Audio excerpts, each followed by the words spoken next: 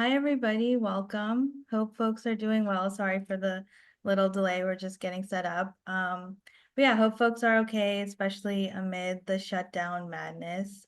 Thank you for joining our briefing, Avoiding War with Venezuela. My name is Maria Malik, she, her pronouns. I'm the Senior Foreign Policy Associate at the Progressive Caucus Action Fund. We are a 501c4 nonprofit that advocates for policies that foster a more just, equitable, and resilient nation. So yeah, welcome everyone. As we're getting started, please introduce yourself in the chat. We'd love to hear from you, hear your name, your pronouns, any affiliation. Just want to see who's here. So just to set the scene a bit, in recent weeks, the Trump administration has conducted 3 unlawful strikes on ships in the Caribbean. He has claimed without evidence that these boats were carrying drugs from Venezuela, and these strikes have led to the death of at least 17 people. And if you add that with the president's other threats towards Venezuela and the politics and governments in the region, this risks drawing the US into a needless war in the region. The Trump administration has not provided any evidence that the targets of these attacks were in fact drug traffickers. And even if they were, the US Armed Forces cannot legally be used for law enforcement activities. And then earlier this week, the New York Times reported that the president has, quote unquote, determined that the US is at war with drug cartels. And this is just laying the groundwork to justify an unlawful war and perhaps even regime change in Venezuela. All that is to say that Congress has not authorized any military operations in the Caribbean or Venezuela, and there are lawmakers that have been taking action and asserting their authority under the Constitution. Senator Adam Schiff of California has introduced SJ Res 83. This would block military action in the Caribbean. And in the House, Representative Ilhan Omar has introduced H. Con Res 51, and this would also prevent the use of armed forces against Venezuela. Both of these pieces of legislation are privileged, so that means the sponsors can force a vote on them anytime after the legislation has sat in committee for a period of time. And we're going to break down that process a little more later in the briefing, and then we're going to dive into some policy discussions as well.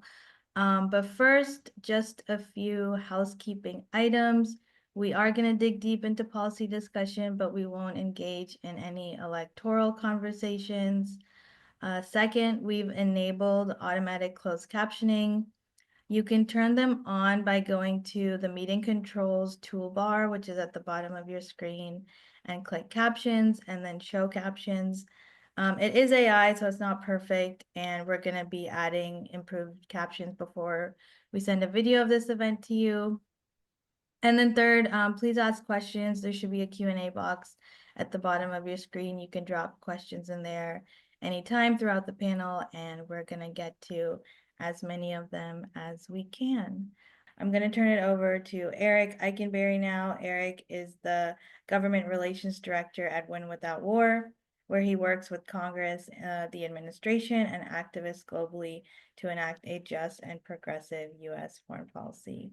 Welcome, Eric. So as Catherine already noted, Article 1 of the Constitution only gives Congress the power to declare war and or authorize the use of military force. Of course, multiple presidents have ignored this, including these recent strikes on boats in the Caribbean. And now, as David and Catherine mentioned, both chambers have introduced war powers resolutions, and both are privileged. So can you break down an overview of Senator Schiff's resolution and Rep. Omar's, and there's a few others at play? How are they similar? How are they different? And can you also explain their path to a vote? Yeah, thank you so much, Miriam. Thank you for hosting this. And I want to thank my panelists and also Catherine for detailing what is shaping up to be a really comprehensive assault on rule of law, basic human rights that is going to require a long-term and comprehensive pushback from Congress and from us in civil society. But I'm here today to talk about the war powers resolutions, which is the sort of immediate and short-term remedy members of Congress and offices have to push back against this in the coming weeks. We have an embarrassment of riches here. We have 3 war powers resolutions introduced in recent weeks. We've already had some discussion of Senate Joint Resolution 83, led by Senators Schiff and Kaine. There is an identical House companion to that, House Joint Resolution 126, led by Representative Crow. And then there is a parallel effort from Representative Omar and co-led by Representatives Kassar, Chuy Garcia, and McGovern. That is a concurrent resolution. So there will be some procedural differences there. I'm going to focus mostly on the Schiff, Kaine, and Omar resolutions because those have the clearest paths to a vote. But then very happy to answer any questions without getting ahead of the sponsoring offices, of course, on their next steps. There's a lot in common and a lot of really excellent work done across all of these resolutions. And I'm going to pull out the sort of commonalities first because those are key and key things for offices and people on the outside to be reinforcing as well. First of all, they would all terminate the ongoing military operations we've seen, and they would also all terminate any military operations, unauthorized military operations in Venezuela or other regional countries as they occur. The texts get about those things in slightly different ways, but they ultimately go to that same outcome, that same termination, invoking Congress's Article 1 authority under the procedures outlined by the War Powers Resolution of 1973. Each between the Omar resolution and the Schiff-Kaine-Crow resolution, they have really important features in their finding sections that I really want to pull out for offices in particular. As Catherine was saying, the administration is advancing specious, novel, read-thin legal justifications for these strikes. And each of these finding sections appropriately go directly at and directly challenge these very specious legal justifications. In them, for both resolutions challenge the notion that a foreign terrorist organization or FTO designation, or especially designated global terrorist or SDGT designation of an entity somehow automatically confers legal authority to be conducting lethal military operations. That is not the case. That has never been the case. The administration is trying to claim that that is the case. It is really important that Congress aggressively pushes back against that, and it's really key that the members have included that in their finding sections. The other really key piece of the finding sections I want to pull out for folks is also getting back to what Catherine was saying, this notion that there is an armed attack against the United States. In both finding sections, it is clear that if this is passed, Congress would have found that there has been no armed attack against the United States from the entities or states being addressed by these war powers resolutions. That is also key. And implicit in these arguments is this idea that drug trafficking or other criminal activity somehow constitutes an armed attack or invasion against the United States, as Catherine was already outlining. The precedent, if Congress accepted that, would be terrible. My organization, alongside some other organizations on this call, have long pushed back against the very overbroad scope of, for example, the 2001 authorization for the use of military force, and how that has been stretched and stretched and stretched over the years. If Congress were to accept the administration's argument at face value, that would make the authority claimed under the 2001 AUMF look limited, sober, targeted by comparison. So it is absolutely key Congress does not give any ground here, or Congress will essentially be cutting itself out of any future oversight, let alone authorization of global military actions broadly. So there are real consequences. Really glad that's emphasized across all 3 resolutions. Now, there are some differences between the resolutions, despite a lot of similarities. I view these as mostly superficial. I think substantively they're getting at all the same thing, but I think the Omar resolution pulls out Venezuela specifically as a site where it is terminating military operations should they occur, or hostilities rather, in the language of the War Powers Resolution. In the Schiff-Kaine resolution and the matching Crow resolution, it doesn't mention Venezuela explicitly, but it talks about states containing sort of, where these FTO or SDGT entities are based or operating from. So get at the same thing. One is explicit, one is implicit. Another difference that I think is worth pulling out about the Schiff-Kaine resolution is it is more open about promoting what it views as the appropriate action to be taking against drug trafficking organizations in terms of already authorized lawful interdictions, already authorized defense support, and other things. And that's also been an argument that the senators have made in their public statements around that. So that is present in the findings and in the text of the resolutions itself. So that's on the resolutions themselves. In terms of process, again, just to repeat, it's SJ Res 83 in the Senate and H Con Res 51 in the House that have the clearest paths to a vote. And of those two, SJ Res 83 has the cleanest. The Senate has undertaken, at this point, almost multiple, numerous war powers resolution votes over the last decade. The process is tied to a provision of the Arms Export and Control Act. So it's the same process for which joint resolutions of disapproval for arms transfers are invoked. And so it's a very clean process. Basically, after 10 calendar days, the senators have the ability to force a vote to discharge it from the Senate Foreign Relations Committee. Those 10 calendar days have already passed. And so it's up, obviously with negotiation with leadership on timing, but is at the discretion of Senator Schiff and Kaine when they want to try to force a vote and when they feel ready to force that vote.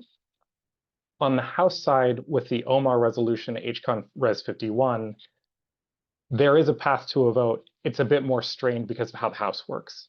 So by law, per the War Powers resolution, after 15 calendar days, Representative Omar, Casara, Chuy Garcia, McGovern, and the other co-leads could move to force a vote, a resolution to discharge it from the House Foreign Affairs Committee for consideration by the whole of the House would be privileged.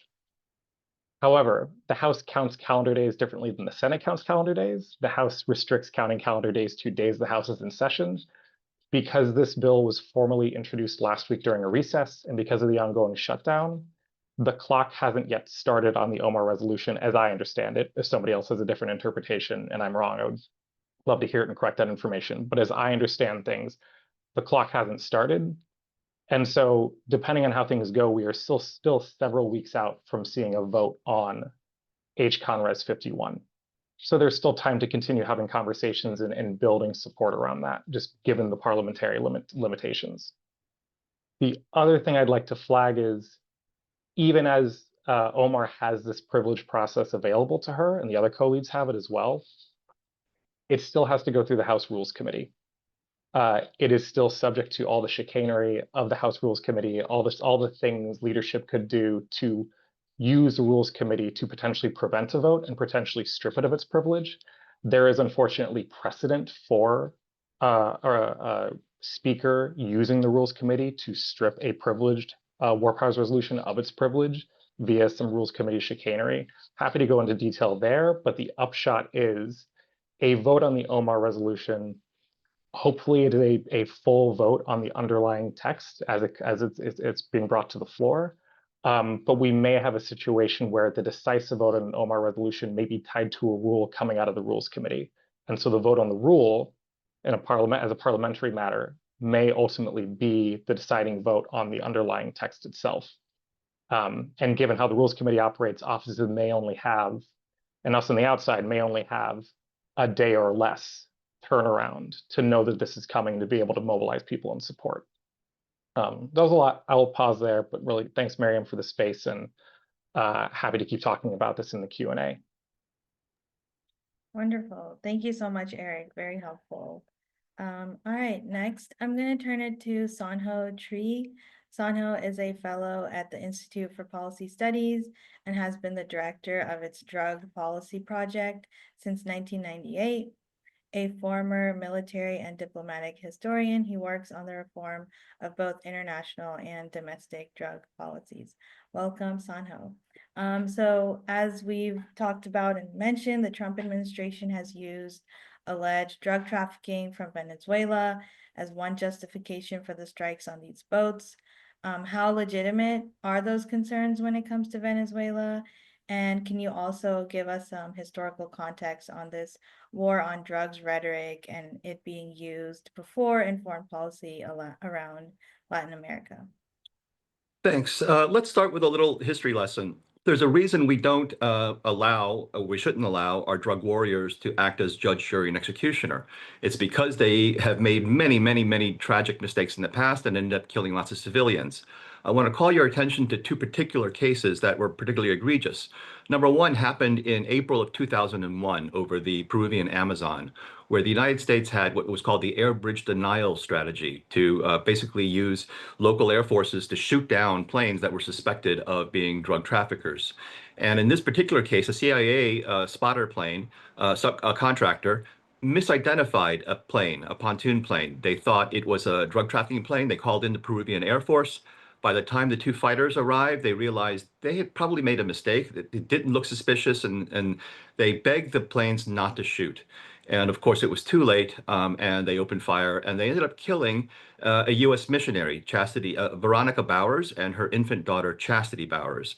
The link just dropped. It's a little over a 1 minute long network news summary of what happened, and it's quite graphic, and you should take a look at it.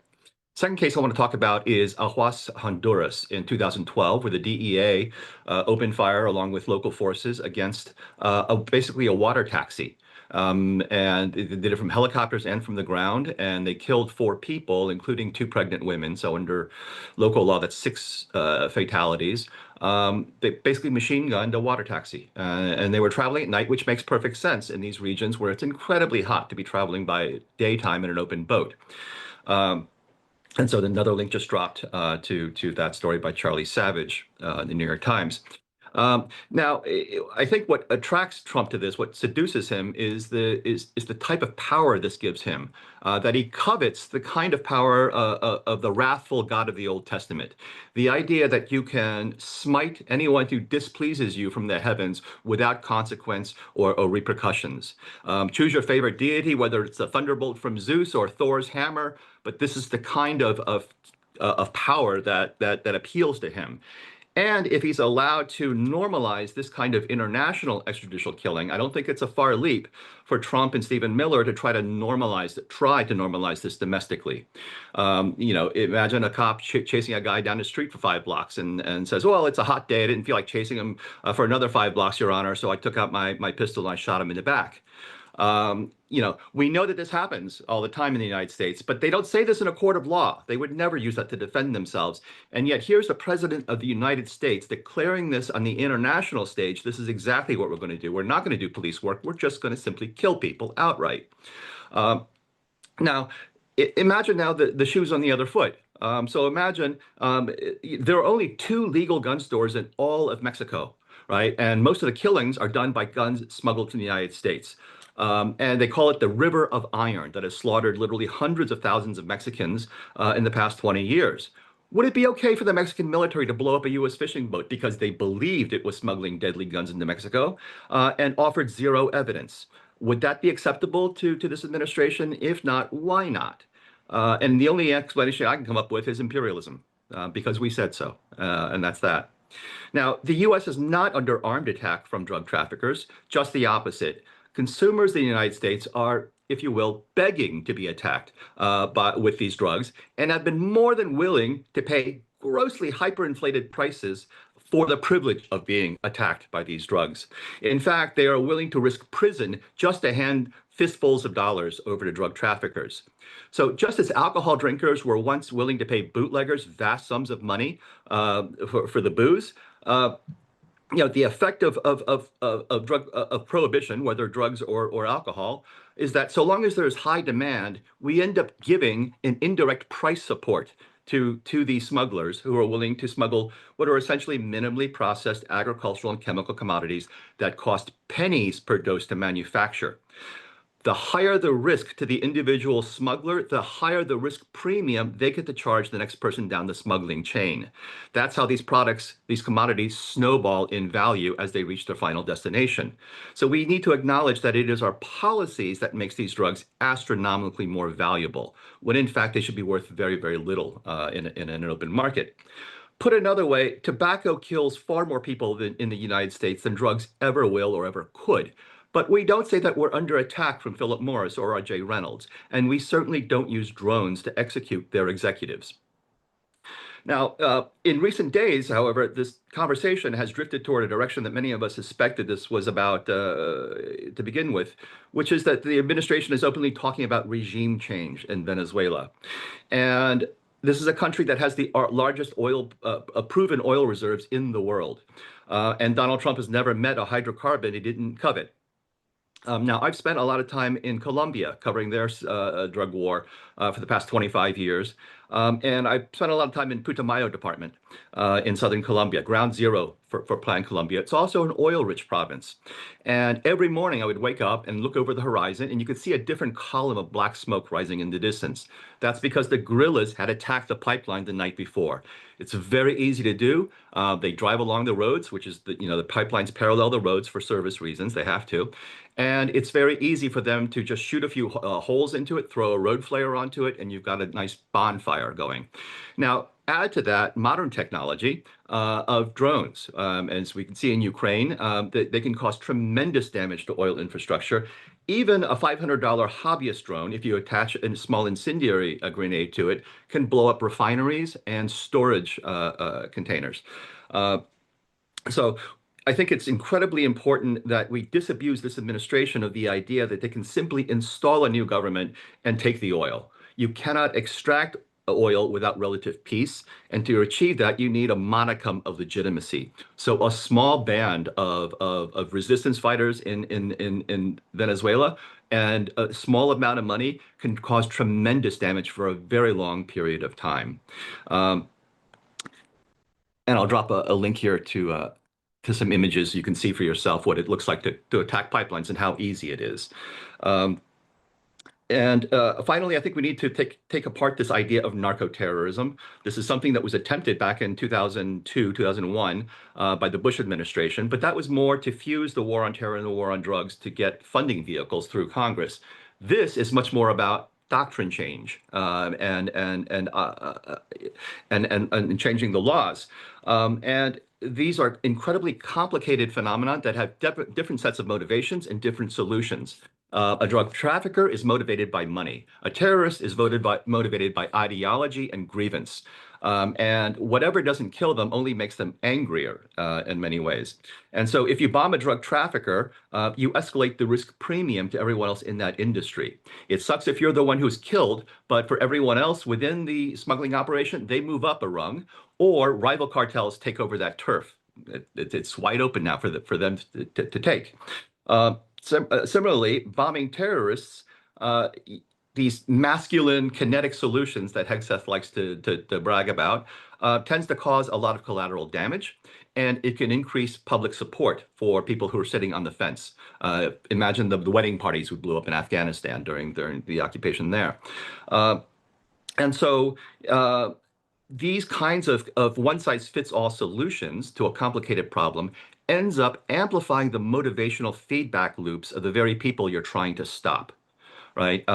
Terrorists want the war on terror to end, but drug traffickers are terrified the war on drugs will end because they can no longer make easy money once prohibition is lifted.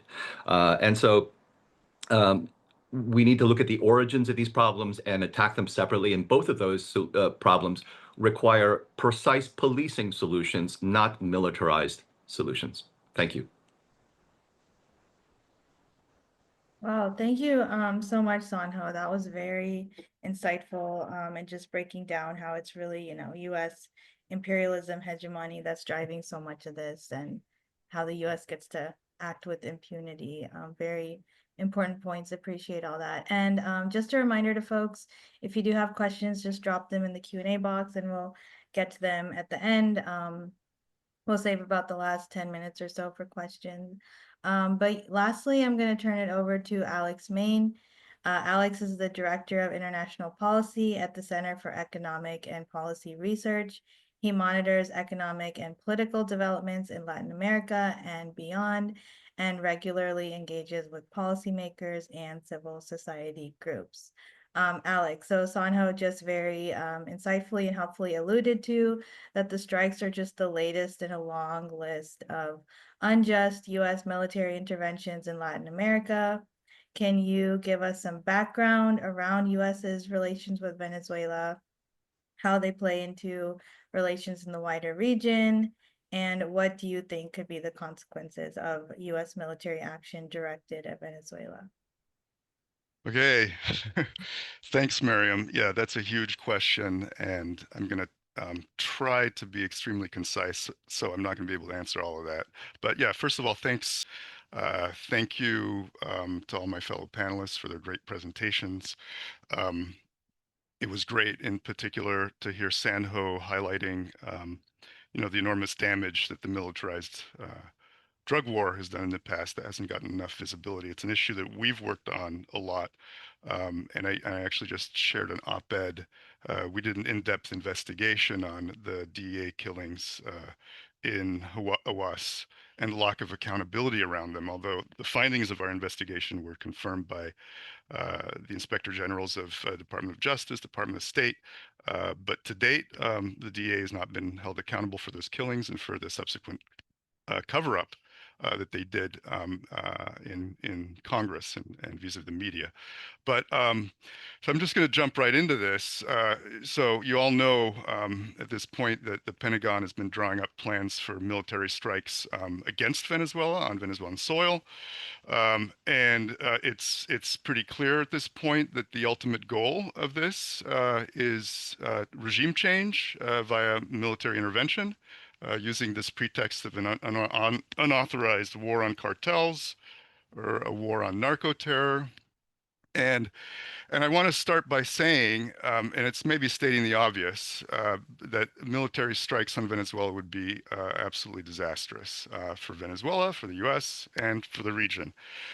Venezuela is deeply polarized, and it's experienced repeated cycles of political violence and repression, and a foreign military intervention would make the situation far worse. I know Venezuela well. I've lived there. I'm in touch with Venezuelans of diverse political leanings on a daily basis, and I don't have a crystal ball, but if the U.S. intervenes militarily, I don't think any of the likely outcomes are at all positive. So in the event of limited military strikes, say on drug trafficking hubs or routes, you can be sure that the Maduro government would respond by further militarizing the country and cracking down further on dissent. And Maduro's already announced that he would immediately decree an external state of emergency if there are strikes. That would almost certainly involve much more extensive repression of dissent than what we've seen so far. And really, the already very tenuous space for any kind of internal political dialogue, I think, would close entirely.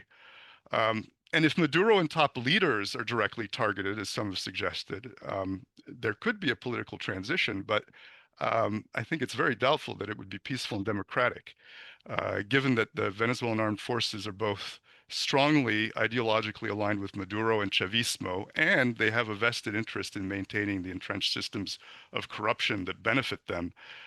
So I really think the more likely scenario is a full-fledged military dictatorship emerging. Now, if the U.S. strikes target military assets and/or government institutions, we could see an institutional breakdown that could devolve into a protracted internal conflict, similar to what has existed in Colombia for decades now. And this could be particularly disastrous with, spillover effects throughout the region. And then there's, of course, the risk of a sort of a catalyzing incident that could lead to a direct military conflict, and one that could end up being intractable for the U.S. And we've seen certainly what can only be described as provocative actions by the Trump administration, these strikes on Venezuelan boats to begin with, and just more recently, apparently yesterday, the Venezuelan government has claimed that there were some U.S. F-35s flying near the coast of Venezuela within their air traffic control space. And we know that Maduro, for internal reasons, in order not to appear weak internally, has already responded to some of these provocations with, for instance, F-16 flyovers over U.S. Navy ships. So all of this can easily escalate in an unpredictable way. And I think it's worth noting that, even many Venezuelans who oppose Maduro, according to polling, they reject foreign military intervention. I mean, that's hardly ever popular in any country, okay? And many opposition leaders in Venezuela hold those same positions. They're not the opposition leaders that the administration is talking to, however. But we saw that in a recent New York Times piece that highlighted some of those differences within the opposition very well. And I think ultimately an attack on Venezuela, and a lot of people agree on this, both on the opposition side and pro-Maduro side, that it could really bolster support for Maduro internally. So I guess the big question is, why is there apparently support for potential strikes against Venezuela and the Trump administration? And I'd say that along, with I think Catherine's really good explanation on, using the Alien Enemies Act as sort of a pretext. I think, the major reason is one that we've been seeing for years, which is the influence and pressure from hardline Venezuelan opposition figures that have close ties to Marco Rubio and Florida Republicans. And much like, hardline Cuban American exiles, they've long believed that, the regime is on the verge of collapse. And it's a belief that they've successfully sold to some key US officials. And we saw something very similar play out during the first Trump administration in 2019, when the opposition leader, Juan Guaido, backed by Leopoldo Lopez and a group of dissident officers, called for rebellion on April 30th. And, that move was very strongly supported by officials like Bolton, Pompeo, Rubio, and Trump at the time. And yet, the Venezuelan military largely didn't budge, even though Venezuelan opposition leaders had basically promised the Trump administration that they would, all rebel. And this attempt, totally fizzled out. And both Guaido and Lopez, they're now in exile. But that failure did not stop the first Trump administration from inflicting enormous harm on Venezuela. Basically, in order to try to trigger an uprising in Venezuela, the sanctions, the economic sanctions imposed on Venezuela by Trump in 2017, they were escalated to, effectively strangle Venezuela's oil sector, which is, the primary source of revenue for that economy. Production levels that were once at over 2 million barrels per day, they plummeted to less than 400,000 barrels per day by mid-2020. And so the economy, which was already badly mismanaged and in a state of turmoil, it went into a historic free fall that we haven't seen anywhere else in the region, and equivalent to 3 US Great Depressions. And so a once majority middle class country is now essentially plunged into poverty. And you have between 20 and 25% of the population that has migrated, including more than 600,000 to the United States, as we all know. But I just want to end on a small note of help, which is that even as people like officials like Rubio and Miller have been pushing for military action, there have been glimmers of a different path under this administration that have included a modest easing of sanctions and some sporadic moments of bilateral dialogue that have been led by, of all people, Rick Grenell, and that have borne results, including the release of imprisoned Americans in Caracas, and other things. And Maduro has been calling for renewal of this dialogue, and of course, it's been dismissed by Trump at this point. But we know there was a YouGov poll recently that showed that a majority of people in the US do not want war with Venezuela. We know that there's some key MAGA figures, Steve Bannon most recently, that have voiced opposition to the possibility of a possible forever war with Venezuela. So there are, I think, some important and growing rifts in the administration that Democrats should take advantage of.